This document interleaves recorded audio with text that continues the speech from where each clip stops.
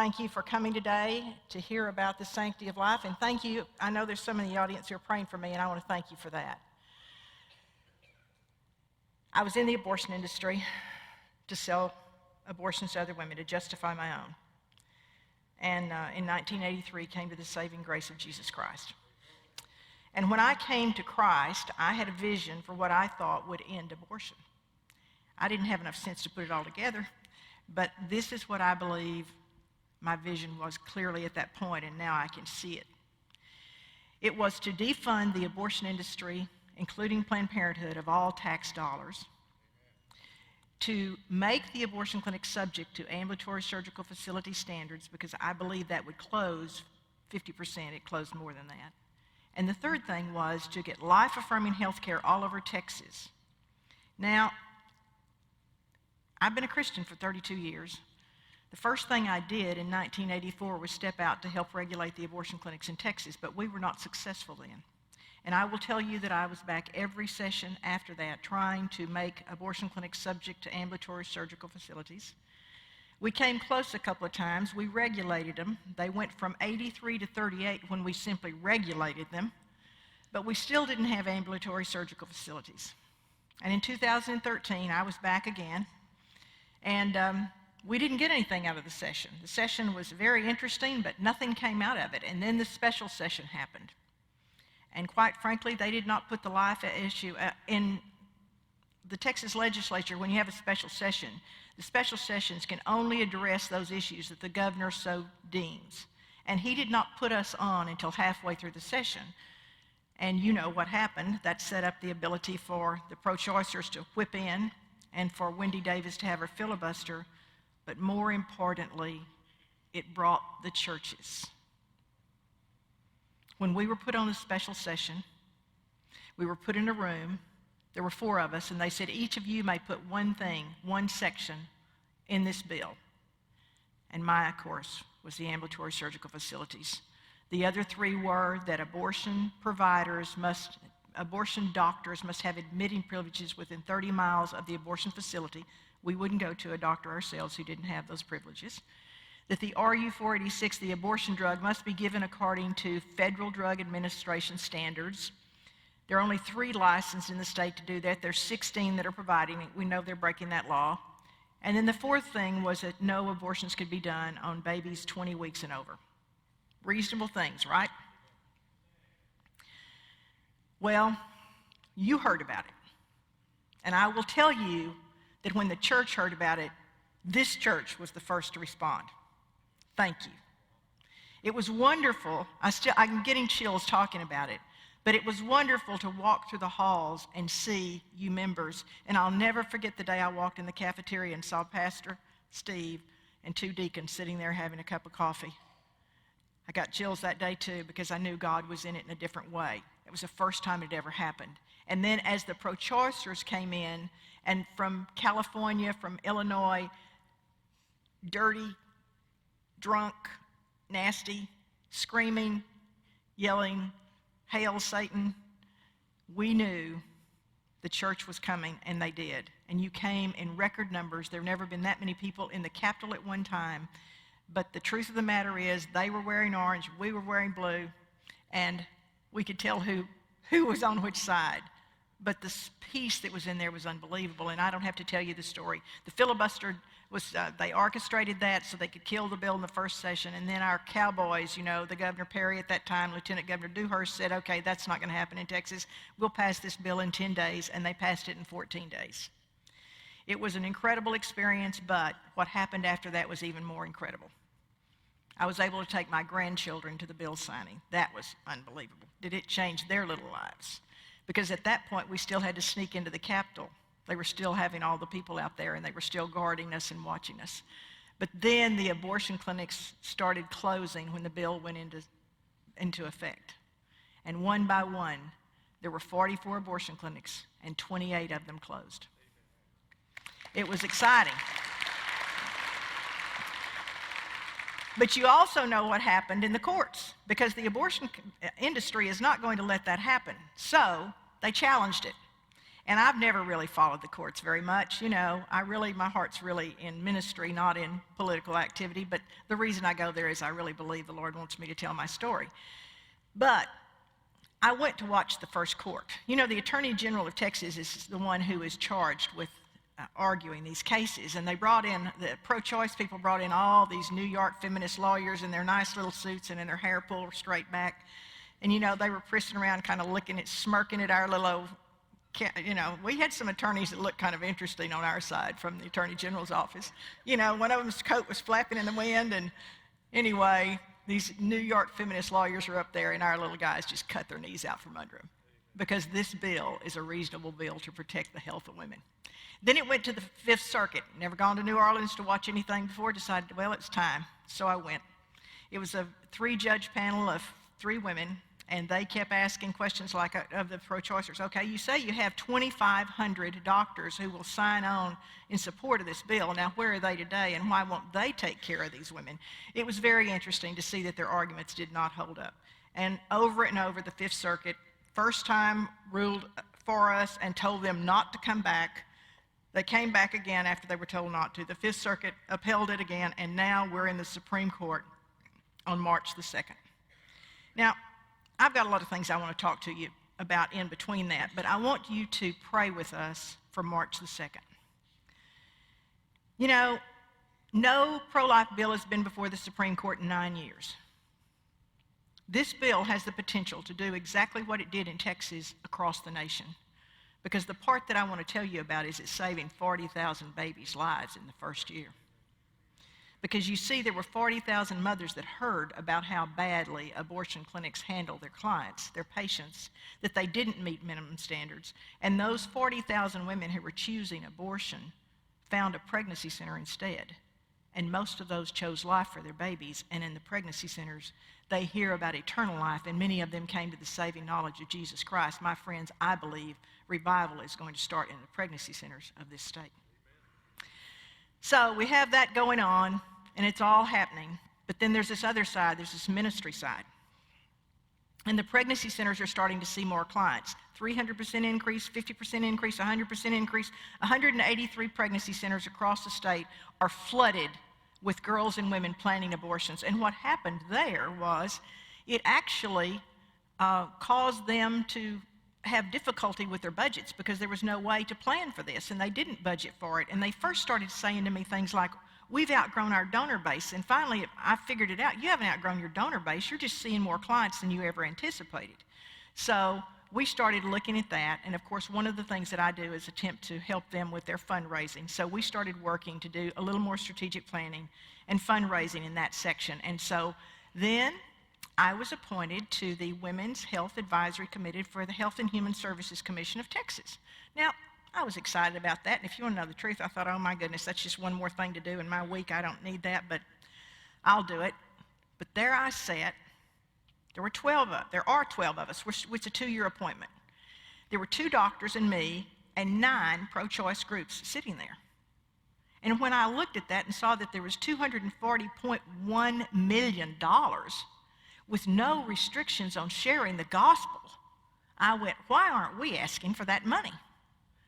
And I'm so naive, I actually went to the assistant commissioner and said, I'm on this committee. Is it a conflict of interest for me to apply for these funds for our pregnancy centers? And she said it would be the first pro-life application for those funds ever. So I contacted the pregnancy centers and said, there's $240.1 million here. Now, we can't get it all. We can't use it all, but it will pay for your ultrasounds. It will pay for your pregnancy test. It will pay for counseling about birth control and telling these girls the truth so they will know about the poisons they're putting in their bodies and maybe make life-affirming choices instead. And you can even charge for counseling.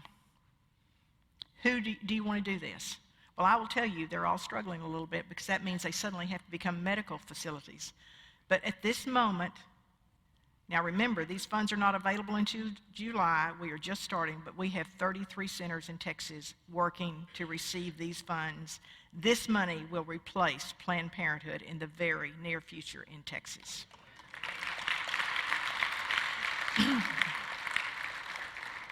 Then we had to get our briefs ready. And we've been working on briefs for the Supreme Court. And so, the Attorney General started working. He knew this was going to happen, so he started working early. And we were charged with our organization was charged with 3 different sections to work on. And so we were moving along, and then the Supreme Court announced that they would hear the case, and then it got busier, and the Attorney General appointed a man to oversee all of the briefs. Texas now has 20 briefs going forward. Our deadline is this next week. My deadline for my affidavit was last week. This week, February the 3rd, is the deadline for briefs to be submitted to the Supreme Court. It's very interesting. It's $3,000 to submit a brief to the Supreme Court.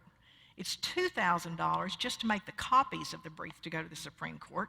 And then you have attorney's fees. It's very interesting to see how this all works. So there are 20 briefs on the Texas side, and 2 weeks ago, the other side shouted to the rooftops that they had already filed 45 briefs, David and Goliath. Well, that's a little frightening when you really step back and look at it, but we looked at it a different way. You see, they categorized their briefs.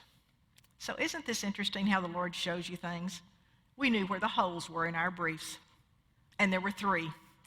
So we were able to go in and add briefs to take care of the 3 holes in ours, and we believe that we're going to be moving forward. The guy who's arguing for the Attorney General is Scott Keller. I hope you'll go out after this is over and sign up on the Heidi group sign-up sheet to be part of the prayer for this, and I hope you'll pray. We're going to ask you to pray specifically for Scott Keller. This young man actually clerked for Justice Kennedy. And of the 9 members of the Supreme Court, we believe that Justice Kennedy is the swing vote, the vote we must impact. So I'd ask you to pray for him too. There are 4 seats going to the Supreme Court for Texas. Only 4 seats in the whole Supreme Court are allowed. I called and said, I want to go, and they kind of went, well, get in line. The governor is going. The Attorney General is going. Jody Laubenberg, the woman who is the author of this bill, is going, and the 4th seat is not going to me. But I'm going to pray. I decided that I needed to be there to be outside the Supreme Court that day. Maybe I can't get in like I could the 5th Circuit, but I'm going to be outside praying. But I was contacted in December by another segment of this work. Matt Lockett is a man who prays in front of the Supreme Court and has for like 10 years. And he said when HB2 started that God doesn't speak to me like he does him. I wish he did. He said God spoke to him and told him to keep his eye on Texas and start praying for this bill. And so since 2013, they've been praying for HB2 as it moves through. And when you talk to Matt Lockett, who has now organized a national prayer organization just for HB2. We're praying twice more before it's heard and every month until it's announced in June. Matt says when HB2 is upheld.